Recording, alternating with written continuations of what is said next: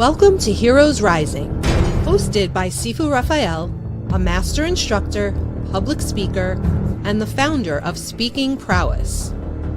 Known for his expertise in empowering individuals through the art of communication and leadership. Alongside him is co-host Jose Escobar, an acclaimed personal development speaker, 18-time published author, and founder of 2 thriving businesses, including the Connected Leaders Academy. Together, they bring you dynamic conversations with world-class entrepreneurs, industry icons, and visionaries. Heroes Rising is your go-to source for wisdom, motivation, and unstoppable growth. Join us and discover the hero within you. Jody, thank you so much for co-hosting with me today. What a blessing.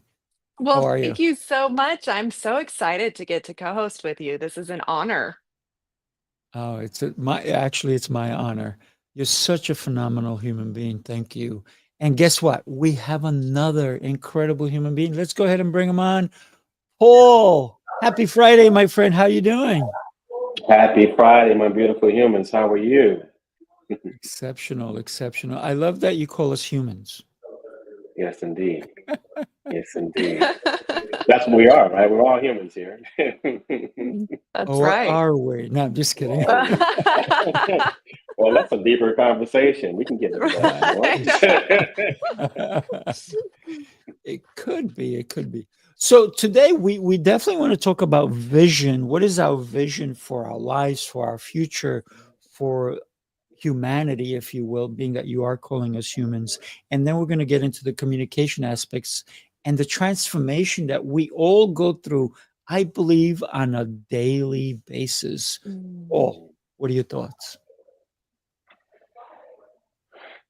We pose an interesting opening question.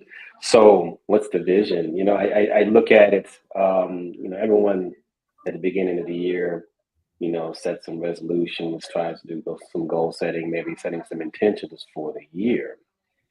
And I think those are all great starts, and there's nothing wrong with that. I think that, there's some data around most of that and how people will tend to veer off their goals in January, right? And it's usually because they set a big goal and they think about the time that they have to accomplish it. And 12 months is a long time. But I think there's also a part of this where most people, or many people, I don't want to generalize too much, but many people don't really know who they are, what direction they really want to go, what they're truly passionate about, what their true gifts are. And so there's almost like this innate internal misalignment of where they think they want to go and where they're meant to go. And so I kind of look at goal setting as something that needs to be done like from a soul perspective, or like where your spirit, where you feel like you're being called to serve. And so I like to talk about soul setting versus goal setting, because the soul setting is more in alignment with what you're passionate about. And then taking your goals and aligning it to that. Love that. Love that idea. What are your thoughts, Jody? Well, I love that, Paul. I love that idea of soul setting rather than goal setting, because so often our goal setting comes from expectations maybe that others have on us, or expectations we've placed on ourselves based on what's happening around us. And that idea of soul setting really comes into, but hold on, like I am an individual. I have desires and passions that I was created for, I am meant for. And let me have the opportunity to be real with myself and vulnerable with myself, to embrace that authenticity of stepping into, this goal for this person was okay. If that's truly where their passion is, it doesn't mean it has to be mine. And so, really, just being honest with yourself to be able to determine, hey, what am I here for? What am I passionate about? Because when we're passionate about something, that those goals that we end up setting really, I think, come a lot easier. Not that the goal itself or the journey there is easy, but the motivation is completely different because it's coming from a different place within us rather than this like concept of expectations. So I absolutely love that kind of reframing that mindset from goal setting to soul setting. I love it. Mm, I love that too. Paul, I think there's some sound coming from your end. I don't know if you can shut that off. Um, but Yeah, I'm gonna. Yeah. I love the idea of setting goals. Actually, earlier today, I was doing a summit on Dr. Reverend Marianne Pageant, and her topic was goal junkies, right? And when people focus too much on the goals, they stop focusing on themselves. And Mm, it does have to come from us. What do we want to accomplish? And Jody, you also talked about having expectations from other people. mhm, What am I supposed to do? What am I supposed to be? Who am I? Instead of looking inward and really finding out who am I? Not allowing other people to tell you who you are. Because guess what? Everybody is going to try their best to tell you who they think you are. And the question is, are you listening to them, mm, yourself? I think that's mhm, an aspect of our vision for ourselves and the way we communicate with ourselves, and then the transformations that we go through on a daily. Every day we have the choice of who are we listening to. Every day, and I think you know this already, Jody, I listen to God. I mean, he downloads my message for today. He downloads my action plans. So, but I can't do that if I don't ask for it either. So it's that mhm. communication that we have to have on a daily. Absolutely. Oh, and I know you're Absolutely. somewhere where you may have to go on and off, so you're welcome to do that anytime. What? Wait a minute. There is someone joining us. Jaclyn, how are you? Thank you for I'm, coming on. I am so sorry. I like looked at I was on a call and I was like, shoot. You're here now. Thank you I'm for here coming. Appreciate you. how are you guys? So exceptional, except so we are Welcome back. talking about vision, communication, and transformation. Ooh. Yeah, yeah, fun stuff. So Paul, you were about to say something. Well, first, I was welcoming Jaclyn as another beautiful human here that's joined us today. Um, and you were talking about prayer and seafood, and I meditate on a daily basis. I meditate in the morning, and that's my opportunity to listen. Well, I kind of look at prayer as being speaking, and meditation as being the listening.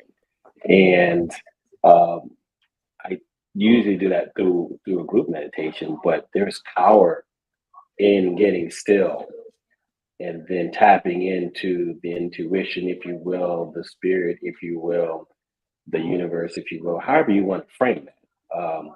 But there's power in getting still so you can hear that signal, that voice within, and that usually will guide you in the direction that you need to go. And I look at intentions as being something that changes every single day. It depends on what I'm guided or called to do in that moment.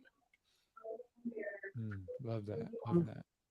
Well, and I love that Jaclyn, idea go for it. of Go ahead, Jody. communication is, I think 75% listening, because how do we know how to communicate our message that we have to share if we're not listening to the people around us? It doesn't do me any good to scream the same message to every single person or every single crowd. We have to listen and understand where other people are at and what their message is to then figure out as well, what's important to them. How do I share my message, and how do we kind of come together in an understanding of each other and each other's goals or purpose or whatever it might be, right, that we're trying to communicate. So I love that. And especially, you talk about prayer and that communication with God. We have to listen as well. We can't just yap, yap, yap, yap. We have to be willing to receive. Like you said, Sifu, he downloads it to you, right? So we have to be willing to receive just as much as we put out. So I love that, Paul. Yeah, absolutely. It is very important. Listening. I was actually on my podcast the other day. One of the guys that I was talking to, that was actually one of the biggest messages that we were talking about. Well, one of the key messages, which was again listening. And in order to, you know, I'm a huge proponent of people knowing what their own personal vision and mission is, but they have to listen. If you're going to be a great leader, you have to be able to listen to the people who are in your fold, ask them, like, get to know them, get to know them deeply and find out what they want so that you can actually take your vision and mission of what you want to do and relay it back to them in such a way that it's going to resonate with them. Sifu has one, vision and mission, and Jody, you're going to have one, and Paul, you're going to have one, and I'm going to have one. But if we're all on the same team and we're working together, we have to take those individual missions, put them up to the overarching mission, and make sure that it all relates back. Otherwise, we're also going to be out of alignment too. We, as the leader, you have to be listening and get to know them so that you're articulating it the right way so that people can receive it properly. Right. How important is it that we all agree on the concept of listening? If you take the word listen and you mix the letters around, a really important word can come out of that. Take the word listen, flip it around, and it's silent. Be silent. I like that. I've been doing this a lot lately. I've been no matter explaining to people however you want to do it.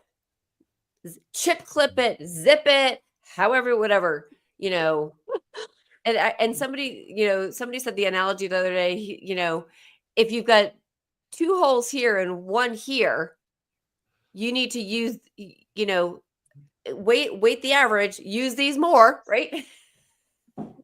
Absolutely. When we disconnect from someone when they're speaking, we may be silent, but we're not listening. So connecting when somebody is speaking, following their story or their idea, their concept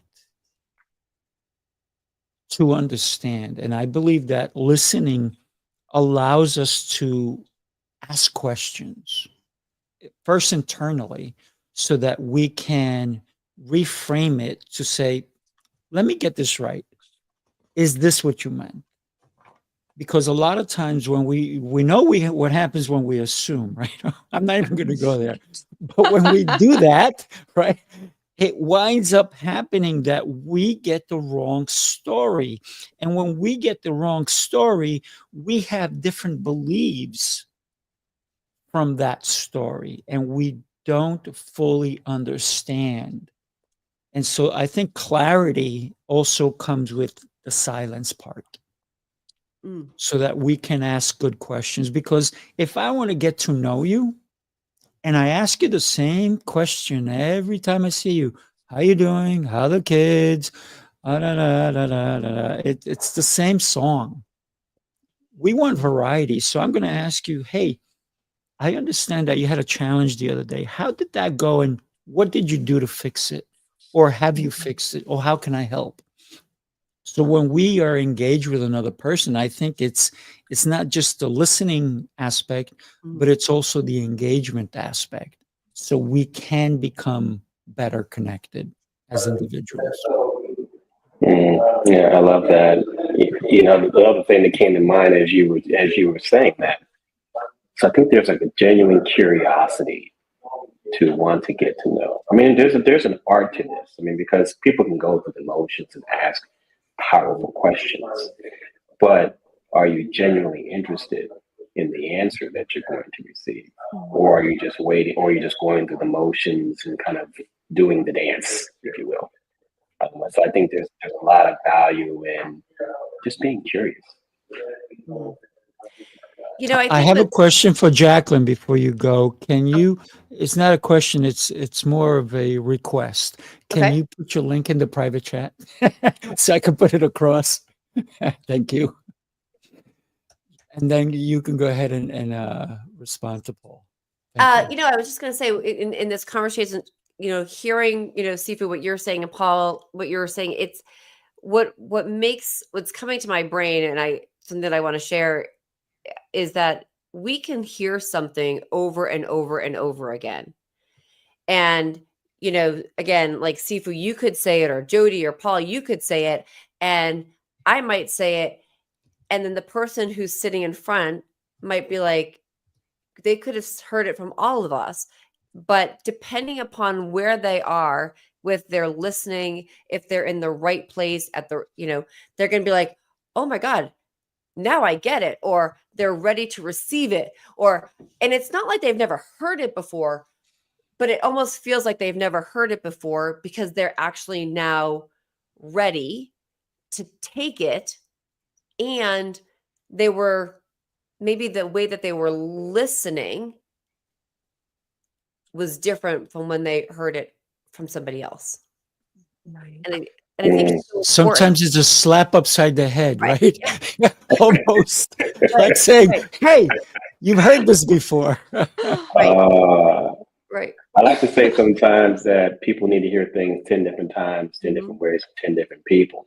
Yeah. And you're right, Jaclyn, about the readiness, because it's not until you're ready that you do anything with what you might be hearing. And just because somebody's heard something doesn't mean it's completely gone. It's in there, right? It's in the brain. The brain has categorized and cataloged it and put it somewhere, right? Right. And it's not until it becomes useful and the time is just right for that piece of information that you retrieve that information, or the light bulb goes off, or something in the brain clicks and says, listen to what they're saying right now, because that's going to be useful to you right now in this present moment. Right. Yeah. Yeah. It's like planting a seed, right? You know, Right. each Yep. person, it's like, hey, I have this message, and it's that maybe the same message as someone else, you know, 10 other people in your life. But I still have a responsibility to share that, because you never know when it's going to hit the right way, when it's going to Right. water that and it's going to flourish to when that person is ready and needs that message, then that's when it comes to them. So I absolutely agree with you. It's Yeah. important. It is. You know, Planting and the seed. Love it. I love, you know, and that's so true. It's like planting that seed is so important, and you can hear it, and you can, you know, make it grow. And the other thing too is, like, I think one of the things that just, you know, a little bit of an aha moment for me, and I'll share this, is that I have sat in the audience numerous times of conferences, listening to people get up on stage and talk about how, as I would look at them and like their story about how they became so freaking awesome and whatever. And I am sitting there thinking, yeah, I'm like, I'm hearing it, but I'm not hearing it, because I'm just like, as soon as, like, the way they've communicated it, it's like, it's not connecting with me. And so part of it too is that as you know, one of the things that I feel it's so important that we can all help people do better is share their story in such a way that the me people that you know won't be sitting there like, oh God, like, get her off, or like, I don't really like her story, who cares, like, you know, she's telling me how awesome she is. No, I want to know, how can I be as awesome, like, you know, how, like, what's the deep story? And so I think that's so, like, how we, again, it goes back to communication. How we communicate that is so important. I love that concept of listening to someone else and wondering, how can I be great like them? I was in New York City at an event, and there was a gentleman. His name is slipping, but so memorable.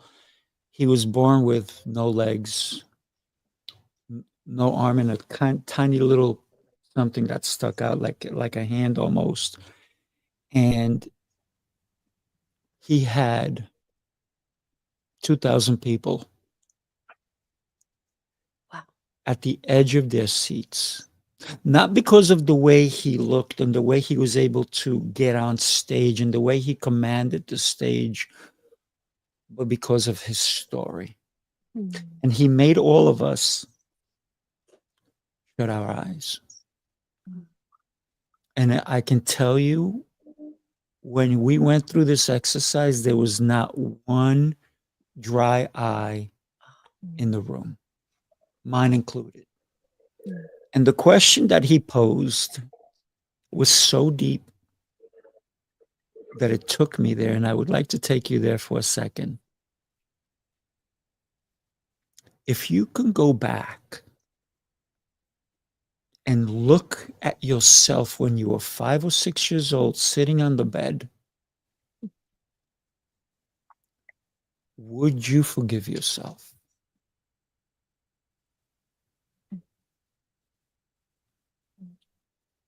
We've all made so many mistakes in our lives, and some people call them experiences.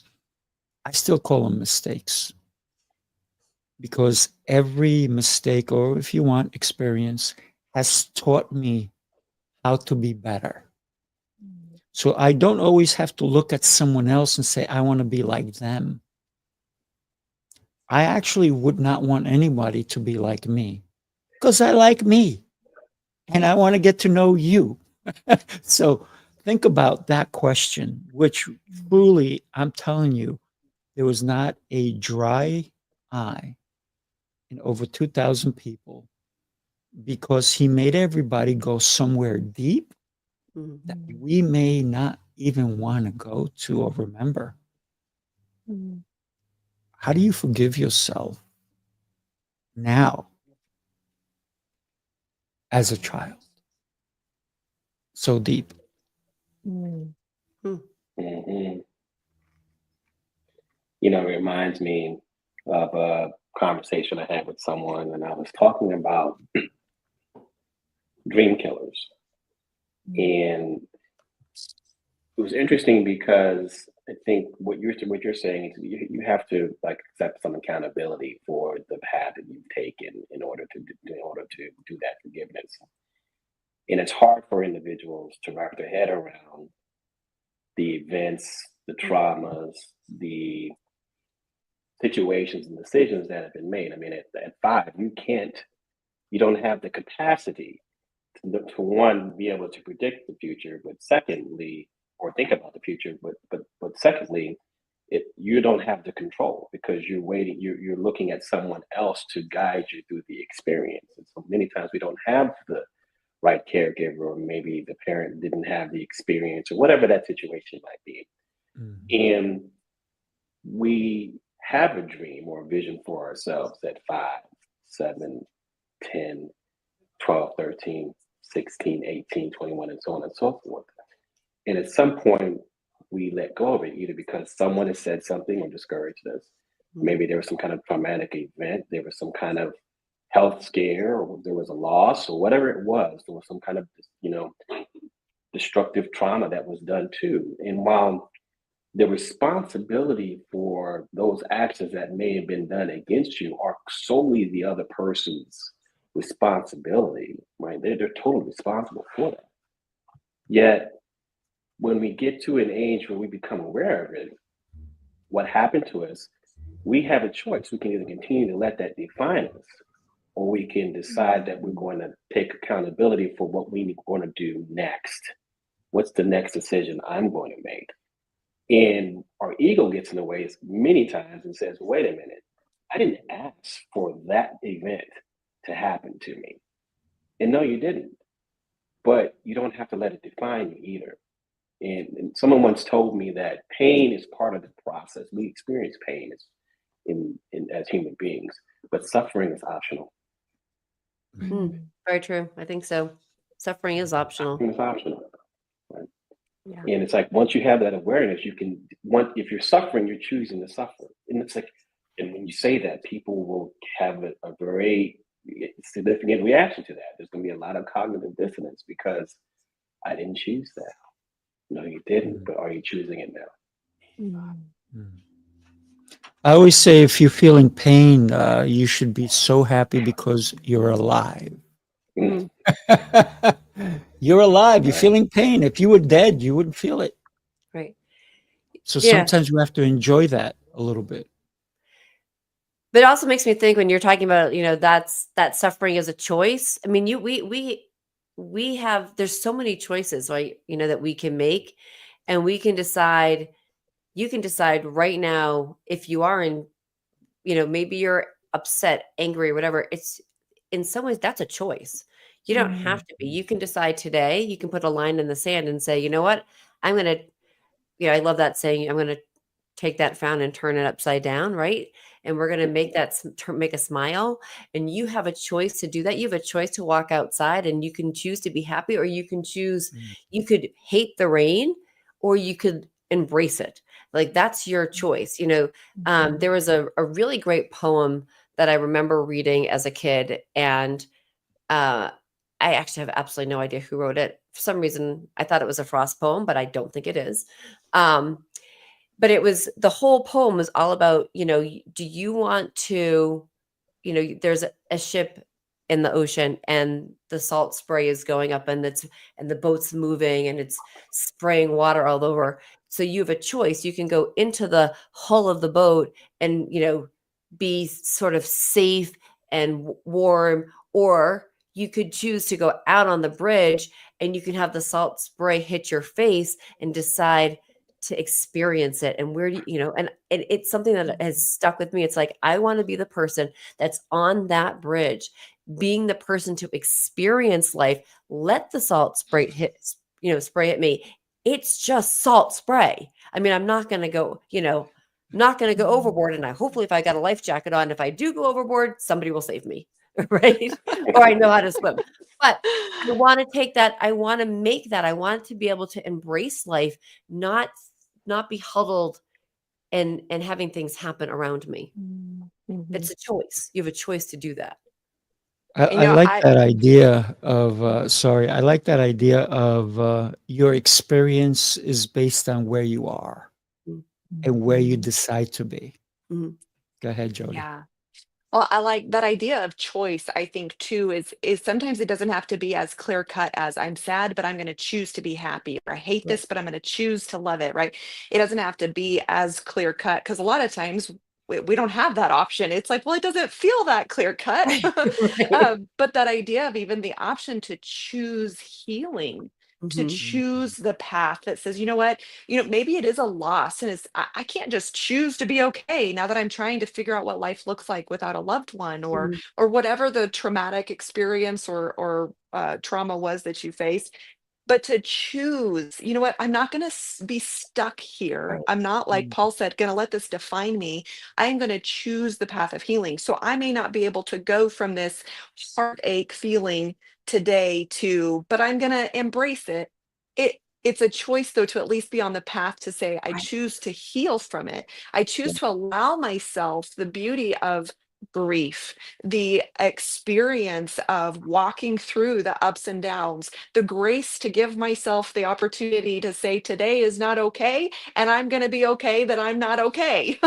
Right. But to Right. continue choosing that path forward. So I love that idea of choice, but then even like taking that a step further of, maybe for some people it's not going to be that easy of a choice, but every single day, that Sifu, that you had mentioned, that every single day choice of that transformation, to choose, what am I going to do to be on this path that I want to be on? What am I going to do, for instance, if it's grief that we're dealing with, what am I going to do to further myself down this path of healing today, or this experience of grief?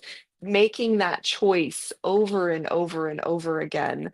Sometimes I decide I'm not going to eat chocolate today, and I have to make that choice about Right. 52 times in the day, right? Because of all the times I think of chocolate and I want it. So making that choice over and Right. over, not feeling like, oh, I made the choice once and then I failed, and so I'm just stuck again. No, no, no, no. We get to keep making that choice and look at it as that path rather than an ultimate destination, right? That journey of getting to where we want to be. And back to what Paul said at the very beginning, that soul setting, coming back to where do I want to be and how do I want to get there, and making that choice to just take one more step down that path.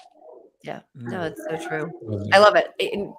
And I feel like it's like one of those things. It's like when you just said, like, I don't want to eat chocolate. The other day I was saying this, I said, we were at this event and there's this beautiful, beautiful display of amazing cupcakes and I mean, everything that looked super, super yummy. And I was like, and so this woman was standing next to me and I'm like, oh my God, it looks so good. And she said, well, you should get something. And I said, you know what? I said, I'm going to keep it there. And I said, I've made a choice this year that I want to keep as much sugar away. I said, because not just it has nothing to do with weight. It has everything to do with that there's a huge amount of cancer in my family.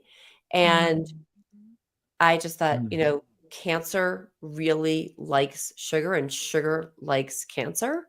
At least that's things that I've read. So it's my belief. Maybe you don't believe it, but that's what I believe. And I'm like, so I'm going to keep as much sugar out so that it has nothing to fuel itself. And she looked at me and she said, oh, really? And I said, yep. That's the whole thing. Sometimes when you go out with other people and they're like, I'm having dessert, I'm gonna have it, and they're like, what are you having? And when you turn around and you go, I don't eat dessert. Like, what? Is something wrong with you? What do you mean you don't eat dessert? Well, I really enjoyed my food and I selected my food because that was my dessert. That was my everything.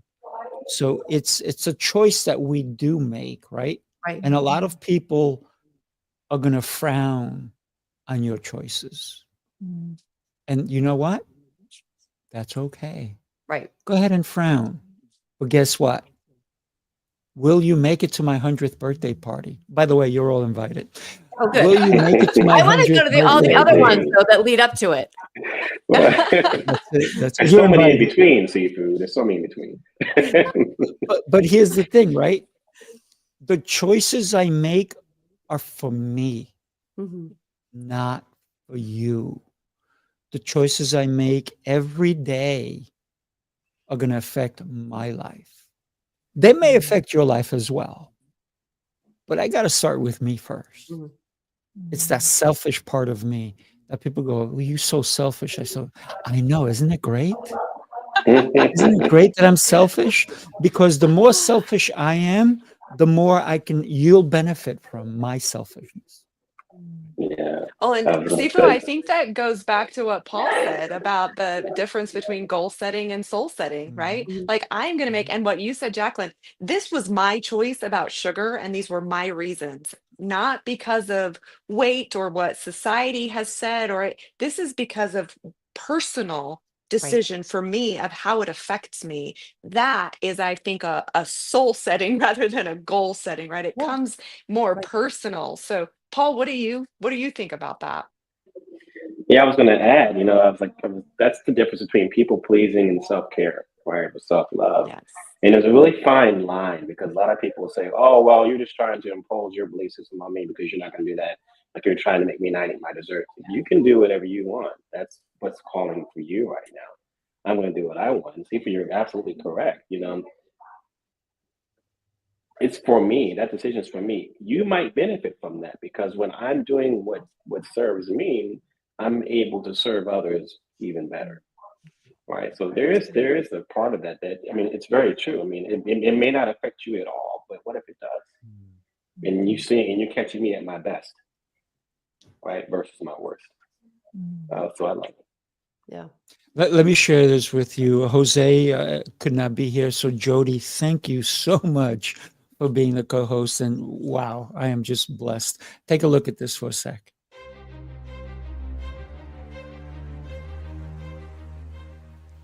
Hi, my name is Jose Escobar, and I'm the founder and CEO of the Connected Leaders Academy.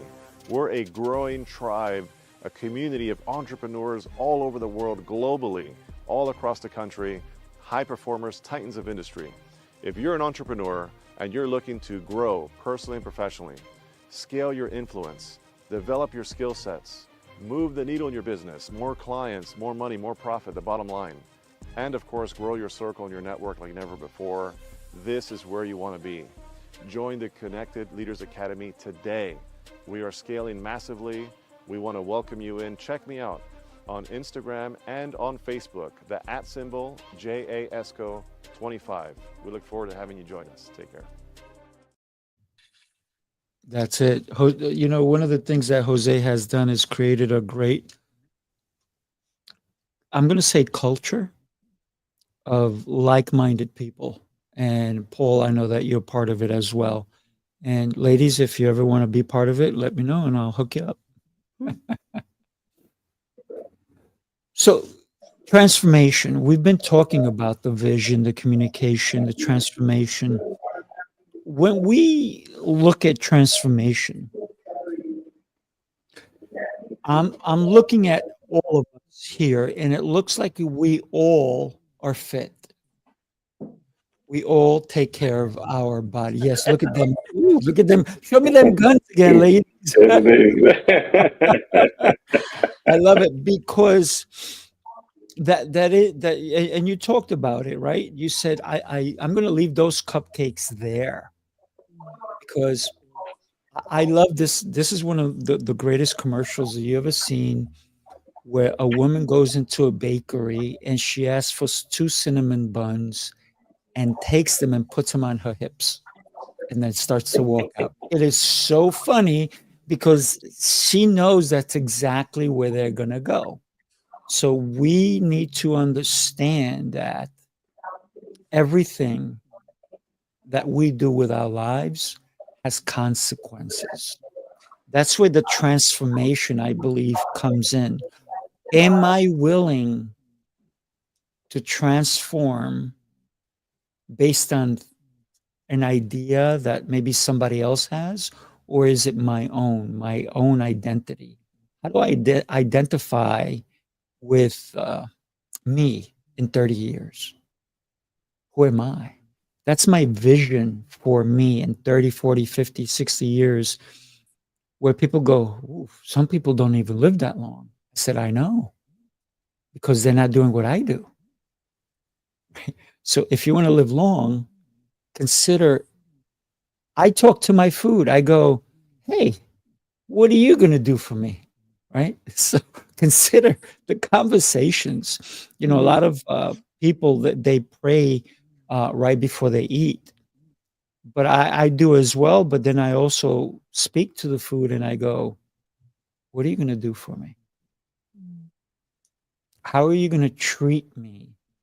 How are you going to keep me healthy?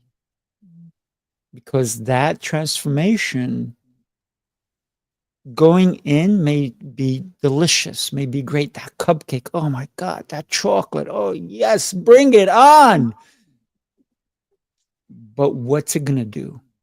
Okay, chocolate has some redeeming value qualities. I'm not I really sure. agree. I agree. I'm just I'm gonna not say, knocking it. Hey, let's listen. not totally discount chocolate yet. No, you know, don't take the chocolate out of it. The cupcake and the sugar. Are you ready for a secret?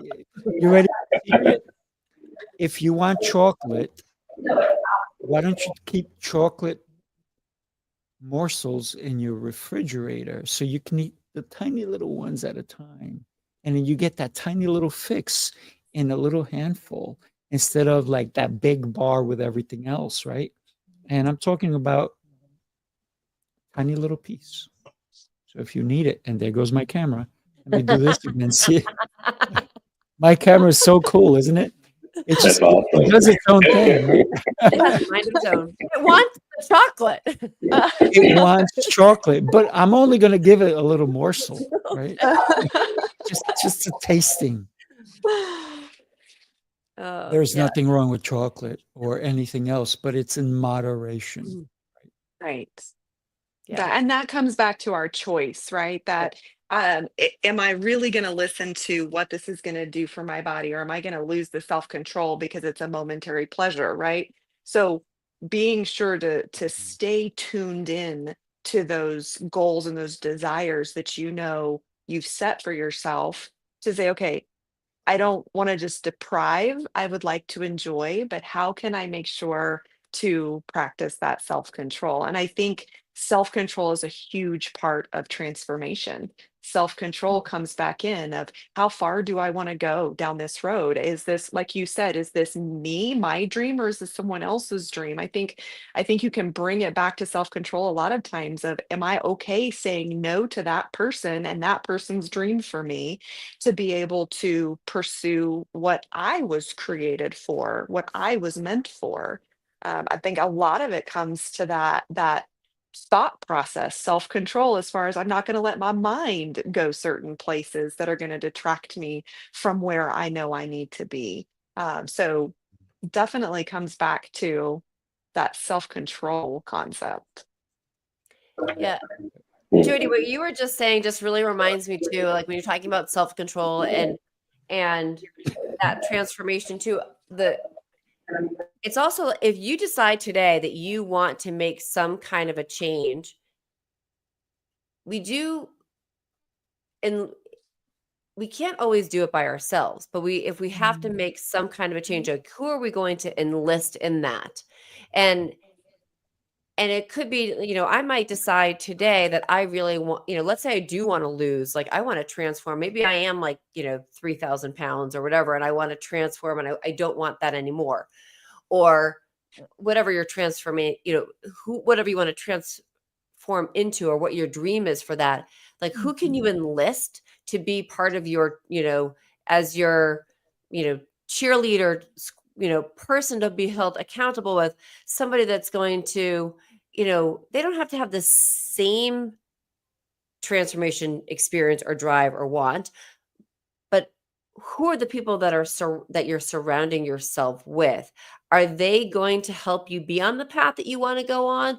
Or are they going to almost like deter from that? So like, I'm just thinking of like a running club. If I want to go ahead and lose weight, is it better for me to join the running club, or do I want to go out after work or hang out with the people that are still drinking and eating the fatty foods or whatever? Like, is that the right choice to make too?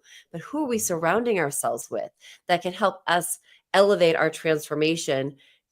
Because it really does matter. Like the people that you surround yourself with and you're connected with, it does, we can have self-control, but every once in a while right? Isn't it great to have somebody that's going to say to you, it's okay, you did that, right? But let's keep cheering you down that path of where you want to go. Yeah. Mm. That community. That community is really important. For accountability, the self-control piece, it's so connected. Like, Jody, you're kind of alluding to it.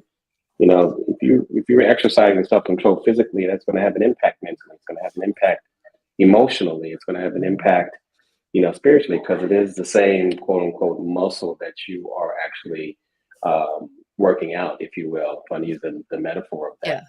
But it really is about finding balance. And I think, when you kind of align with what it is, who you are, and what you're truly here meant to do, and what your gifts are, you start to align your life around that. I mean, because I always tell people, no is a complete sentence.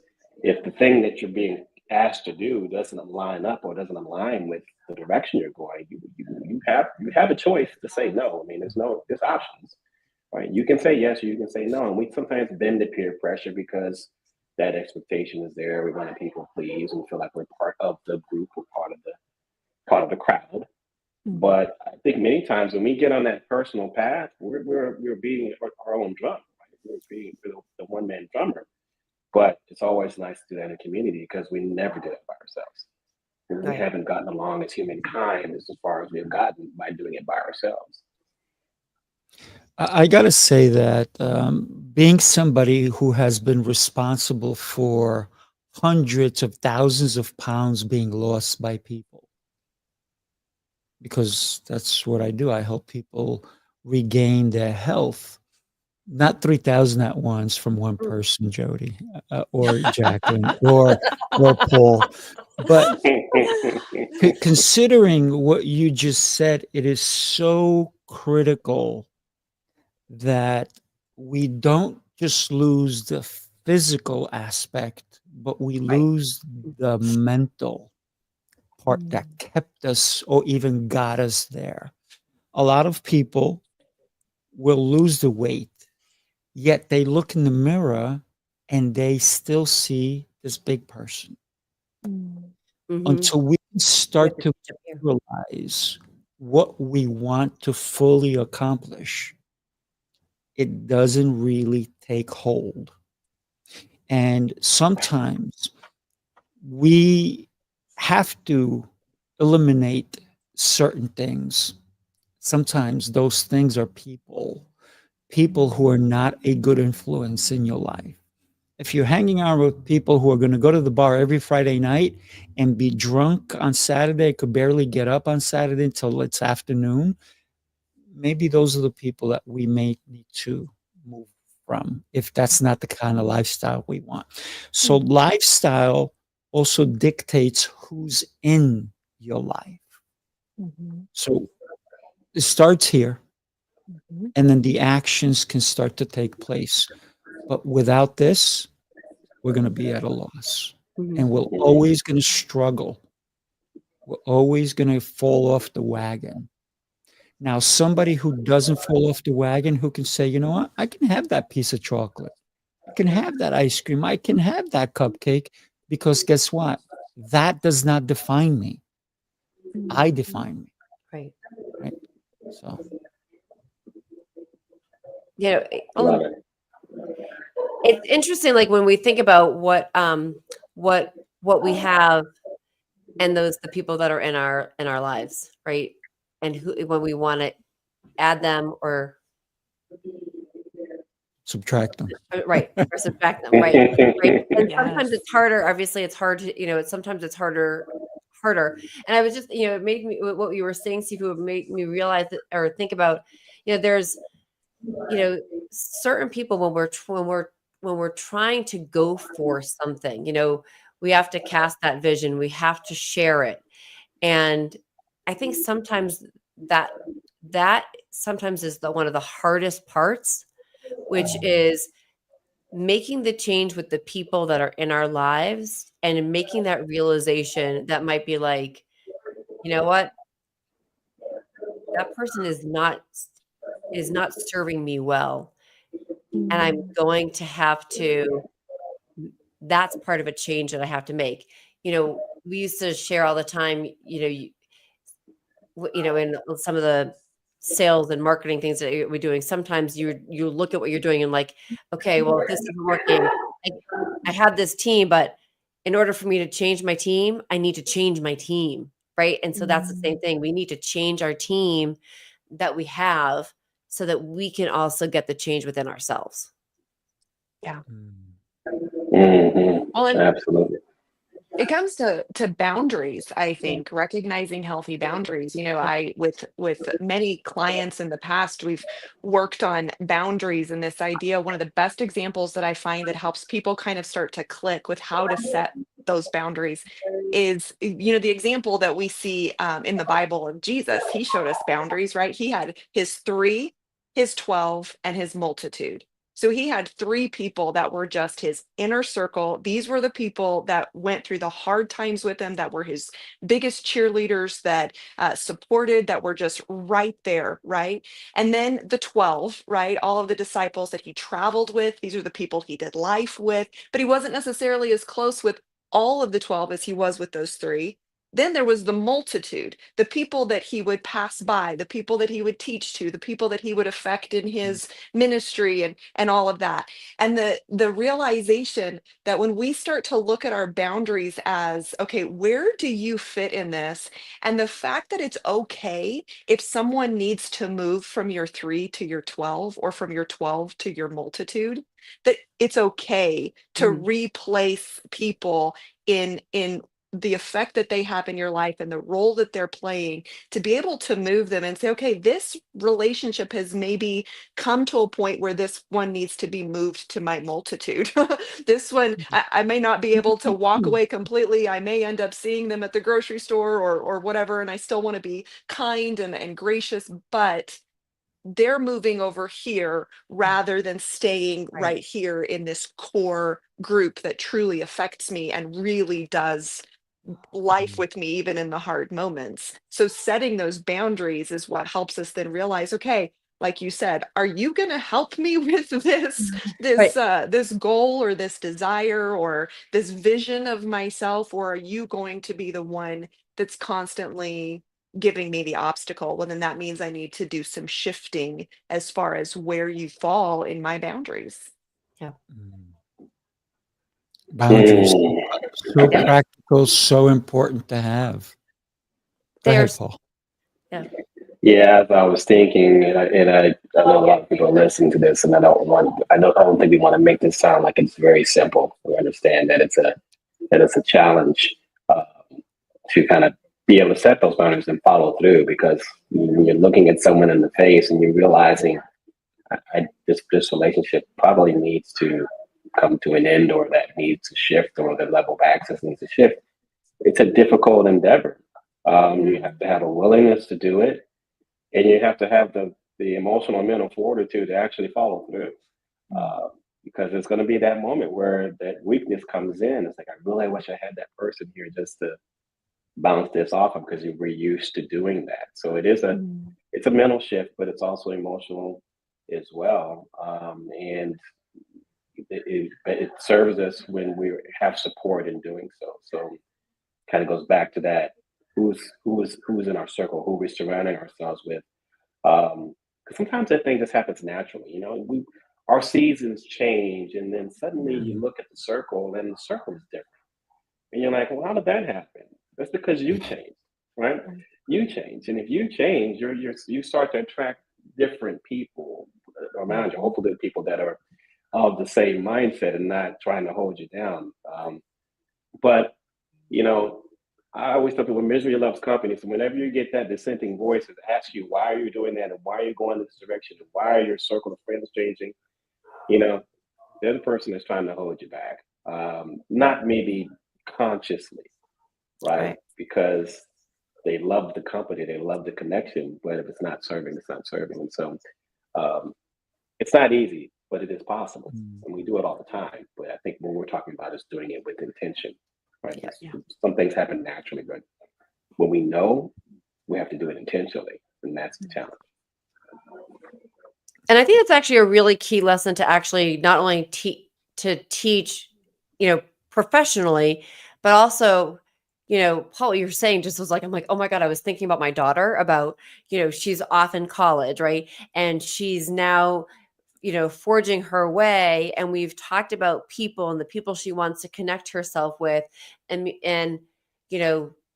she's at an amazing university, but the people that she started with, that core people, it may change, and that's okay.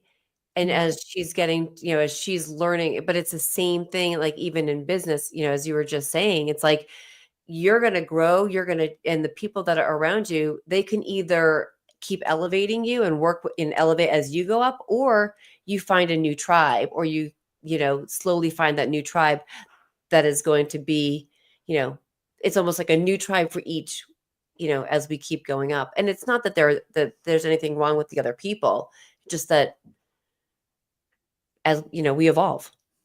I'm going to talk about alienating people that you didn't mean to.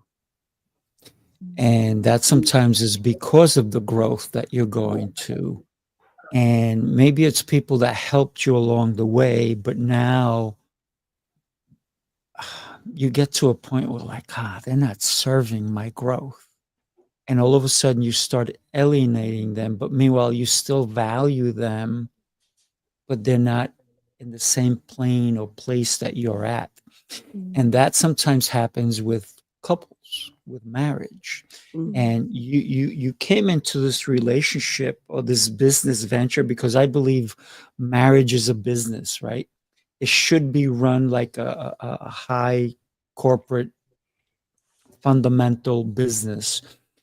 And if we don't keep aligning, we don't keep having those meetings of the minds of what is important for our life together, we start to alienate if we start to say, when we got together, we used to have a nice, clean household. And now I walk in and there's dishes in the sink and there's clothes over here and this is happening and you don't care anymore. And then the person goes, I do care. That's not important to me. And all of a sudden they start to alienate one another and their values have changed. Mm. So how do we, I know how I do it, but how would we recommend for someone to try to keep that marriage alive or that relationship alive? Because it is important, because we need to remember why we even started that relationship. You know, the first thing that when I think about relationships, everything starts, and you just said the values that you have, a lot and starts with those values. Your core values should, are who you are and what make you you. And so sometimes we need to go back to that. And it's keeping those values, front and center. It's almost like having that mission statement of your marriage, your and deciding what you want that marriage to be,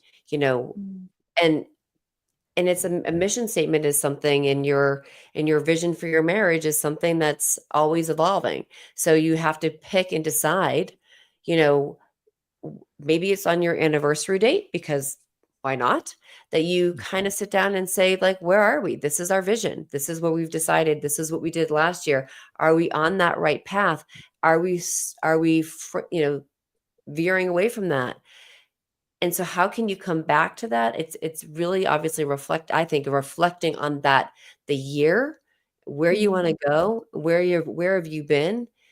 And it's the same thing. And Sifu, you said this, marriage is like a business. It's the same thing in business. You've got to look at your vision and your mission. It's not something that you write and close the book and put it in a folder or anything like that. It's something that, almost like needs to be printed on the wall that you're looking at and that everybody knows, and it's going to be something that's always evolving, because as your business grows and as your marriage grows, obviously you may add in the dog, or you may add in some children, or your work has changed. So how do those things fit in? And they have to be worked into it, right? Oh yeah. Such a poignant question, right? Kind of goes back to the theme of this show around communication. And many people, I'm just going to say it, don't know how to communicate. Oh, no. And if you find failure to communicate with your partner, you're probably failing to communicate effectively in your business. So there is some correlation and connection there, because communication is communication. And I think that, one, you have to be genuinely interested in, so if we're talking about partners, right? We're in a marriage, you have to be genuinely interested in the growth of your partner and what your partner's dreams and vision are. But if you haven't taken the time to really get to know your partner, you're going to find challenges in communication. And it's not just when you get past the 5-year mark that things break down. You might have to wonder, was there really a breakdown in the beginning, or did you really spend the time outside of the cordialties and all the things around courting to get to know the person versus getting into the emotion of all of it? And I'm not saying that emotion's not involved. Emotion's 100% involved in all of this. But communication, listening, speaking with intention, all those things we were talking about before, those all play a part in this. How do you, when things shift and things change, how do you have that conversation with this other individual, whether it's a friend, whether it's an intimate relationship, or whatever, family? How do you have that conversation if you haven't been having the conversation before? You've never really talked about these things, and suddenly now you're going to tell this person, hey, I think that our relationship has shifted and we need to move into a different direction, and I might have to put you into a different circle. Wow, good luck with that. I mean, and many of us find ourselves there and we wonder why. And it's like we missed the foundation of connection Right. and engagement from the beginning. And then if we're trying to catch up with it after it started, it is a challenging. It's not impossible, but it is very challenging because now you're talking about the foundations of trust. Right. And if you haven't done something one way before and you suddenly change and start doing that, people are going to look at you suspect, like what happened and who is this person that's now sitting in front of me talking to me now when you didn't do this before for 5 months, 5 years, 10 years, 15 years, whatever that looks like. So I find it interesting because we all have been there and struggled with that. Wow, I need to move this person from this circle to that one. And I don't want to alienate them because I do value their friendship, but maybe as a business partner, it's not going to work out. And that's hard to do for many people. I know there are people out there that make it happen, right?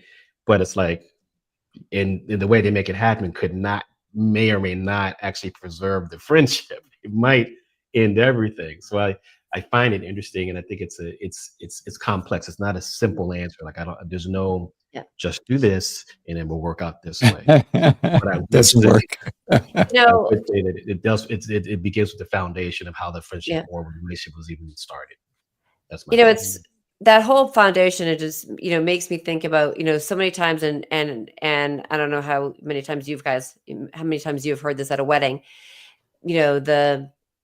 Somebody who's giving a speech will say, make sure you like the 10 tips for a great marriage, have your date night, do blah, blah, blah.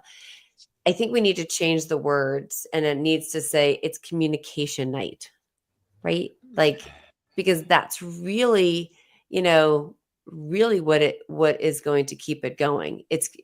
So date night equals communication night. Like, have that time that you're spending together. Have date night. Maybe you need to do something, but add in communication night. It's the same thing like with a company. We talk about if you're starting a company and you have, your weekly meeting, right? So you have that weekly meeting with your co-founder or your team members, whatever. As soon as you start canceling those, or you shift those, you take the importance off, and people, obviously it changes the values, but then it also changes the communication that you're having. And it's like, Paul, as you just said, it's like, create that foundation. And if you need to say today we need to fix something, let's create a new foundation. Yeah. Love it. I got to tell you what an incredible conversation we've been having. Go ahead, Jody, and then we're going to wrap it up because it is top of the hour. Go for it. Yes. I just wanted to tie back into something Paul said earlier about that communication and being curious, keeping that curiosity about the other person. And so it comes back all into communication, but breaking that communication down even further, especially when it comes to our marriages. Remain curious about your spouse, right? Don't take for granted that you just know this person. I mean, you know about yourself that you change, and thoughts change, and values change, and missions change, right? So why wouldn't that be true about your spouse or even your business partner? So remaining curious, I think that's perfect tie-in for what you said a little bit ago about that is make sure you're not just willing to share what you're experiencing and what you're changing, but remaining curious about your spouse, especially to find out, hey, what are you thinking and what are you growing in? And just constant every day. Remaining curious. I love it. Wow. All three of you are such incredible, and as Paul would say it, humans. So what I want to do now is give everybody an opportunity to have some of the people in the audience connect with you. Paul, go ahead. I'm going to put your link up here, your link tree, and tell us how people can connect with you and what can they expect. You have 30 to 45 seconds. How to connect me and what to expect. Well, all my socials and all my emails and all contact information is on that link tree. And what they can expect from me is to be treated like a human being. I think everyone's a beautiful human, and I say that intentionally and purposefully, right? Because I think there's enough of distraction, there's enough disconnection, there's enough of labeling and putting people in different categories. And at the end of the day, we're all here having this experience. We're all walking on this road together in life, this journey called life, and we're just in different places. And if we can figure out how to come together in a way where we can help one another, we're going to be more successful as humankind. So whether that's, through community building, like I do in my tribe, or whether that's, speaking and sharing your messages, or just having a conversation with me and just feeling like you can be connected. That's all I'm looking for. That's what you can expect from me, and everything is on the link tree. Thank you. Everybody connect with Paul. Great human. And I'm not just saying that in jest. Actually, I know the guy, and I'm also part of his tribe, and great things. So, Jaclyn, you're up, my friend. So to connect with me, if you go to my website, leaptoyoursuccess.com, you can actually find me on all, I've got links to all my socials there too. But you will see when you get there, I have a few different publications, but one that is very pointed to this conversation is a vision and mission workbook. And my biggest goal and dream is to help people truly be unstoppable in their life and in their leadership.